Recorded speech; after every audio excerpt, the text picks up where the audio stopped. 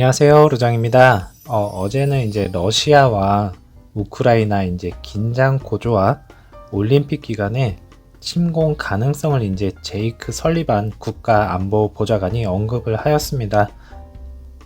이제 미국과 영국, 대한민국 등 많은 국가들이 자국민 철수를 권고를 이제 함에 따라서 시장이 이제 급격하게 좀 무너지는 모습을 좀 보였습니다. 이제 핵심 요약을 좀 보면 러시아가 이제 우크라이나 침공 언제든지 가능하다, 그리고 올림픽 기간 중에도 가능하다, 이렇게 좀 얘기를 하고 있고요.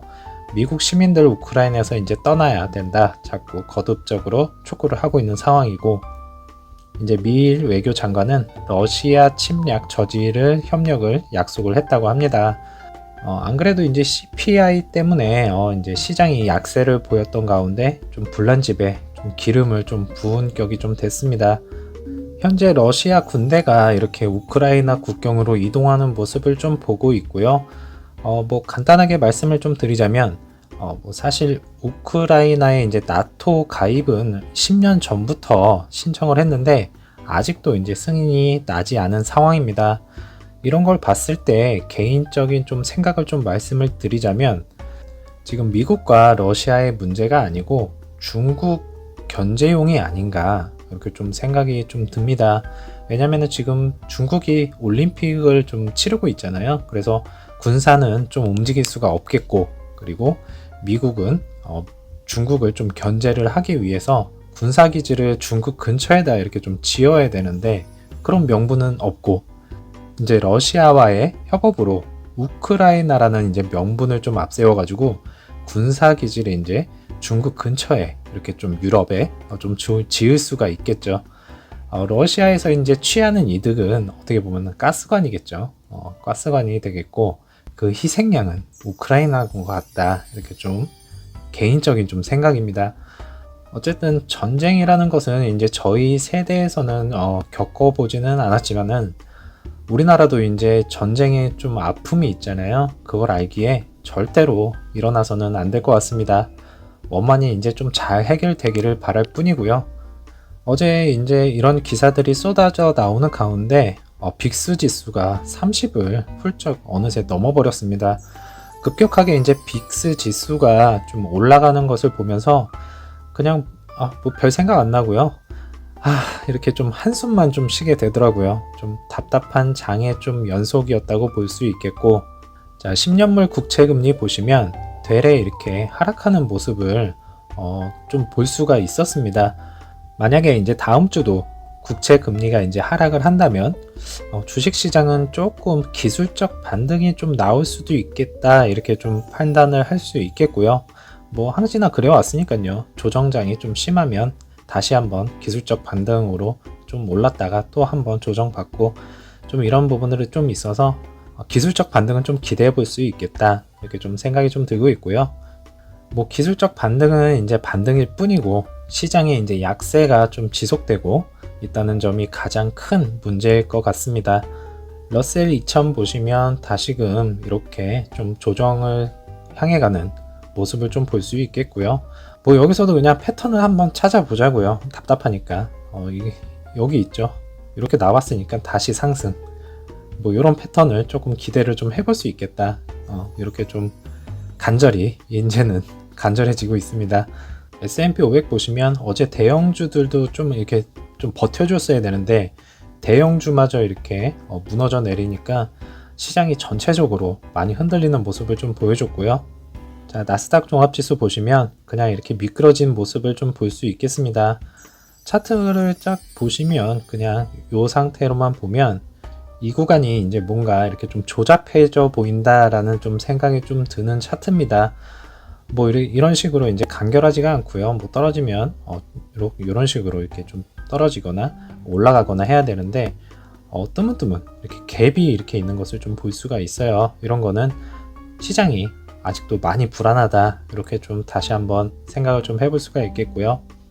그래도 이제 저희는 그래도 꿋꿋이 좀 버텨야 되지 않겠습니까? 이제는 고점에서 사서 저점에서 파는 그런 악순환을 두 번 다시는 이제 겪지 않으셨으면 합니다. 유망한 좀 업종이고 튼튼한 기업이라면 패닉셀은 하지 마시고요. 조금 들고 가시기 바랍니다. 그러면 언젠가는 수익 구간이 좀 올 거라 믿고 있고요. 자, 화이팅 하시고요.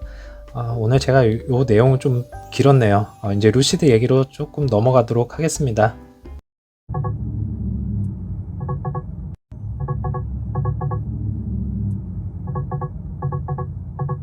자, 이제 앞서 보여드린 드림 드라이브에 관련해서 여러 안전 기능이 이제 사용되고 있는 것을 볼 수 있겠습니다. 보시면 이제 사각지대 교통 감지 및 경고등입니다. 이게 이제 보행자나 이제 자전거가 이렇게 오면 운전자와의 이제 충돌을 방지하는 데 좀 도움이 된다고 하고 있고요. 눈으로 이제 미처 보지 못한 부분도 이렇게 알려주고 있는 것을 볼 수 있겠습니다. 자, 이번 사진 보면 이제 업그레이드가 되고 있는 상황입니다. 업그레이드 속도가 좀 많이 빠르다고 얘기를 하고 있고요.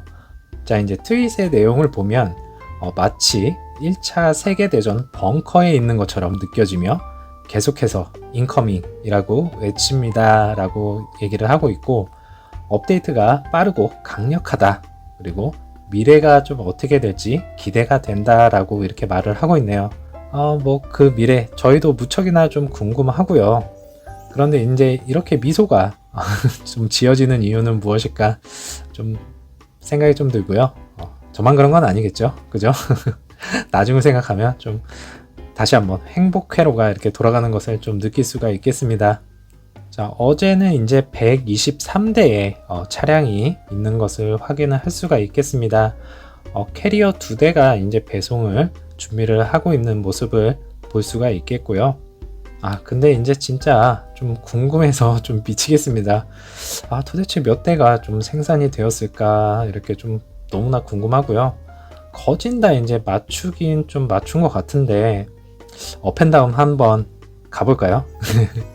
그 320대 있죠. 320대로 해가지고 이상이다 그러면 업, 아래다 그러면 다운, 이렇게 댓글 한 번씩 남겨주시면 감사하겠습니다. 뭐 추첨을 통해서 당첨되신 분들은 제가 박수 한번 보내드리도록 하겠습니다.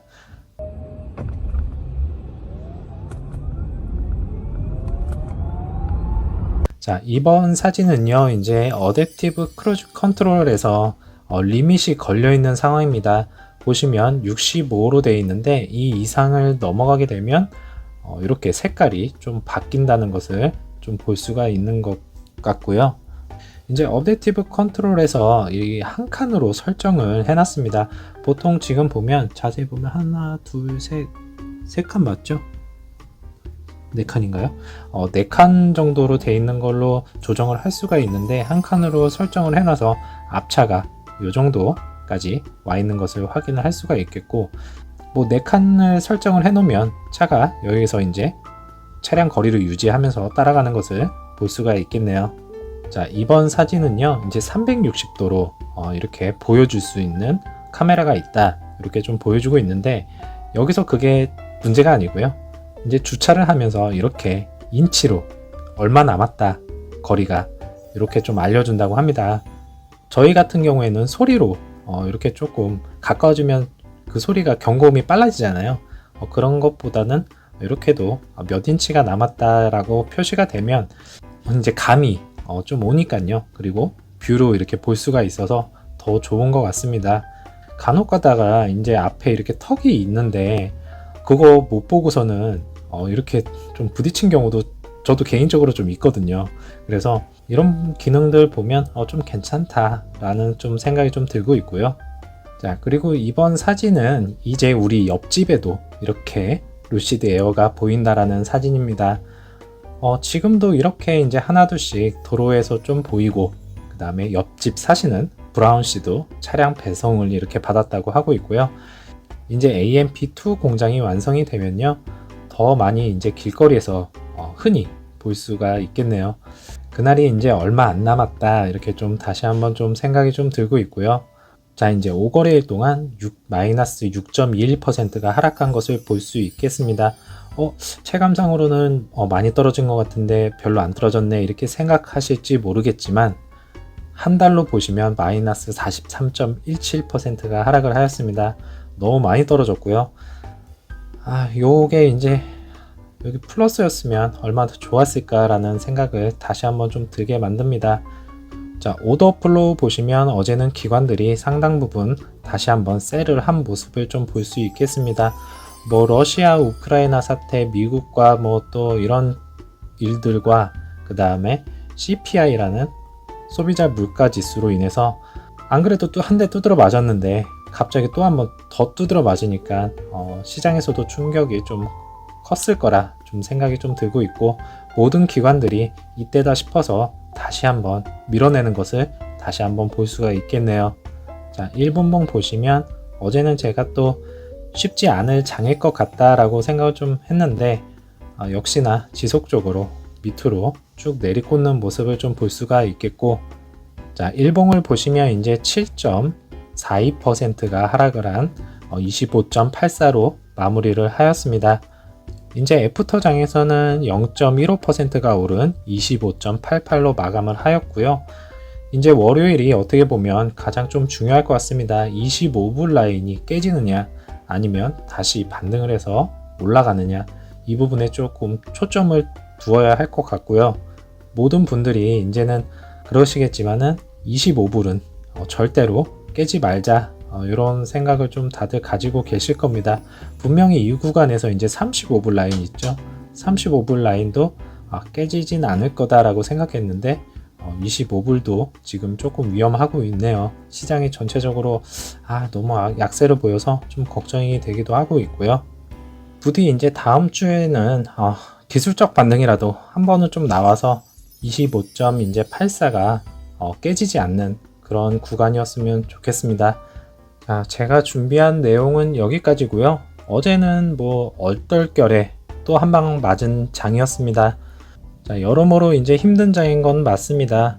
하지만 앞서 말씀드린 바와 같이 고점에서 사고 이제 저점에서 파는 악순환이 계속된다면 우리의 계좌는 평생 좀 바닥일 것 같다라는 좀 생각이 좀 들고 있고요.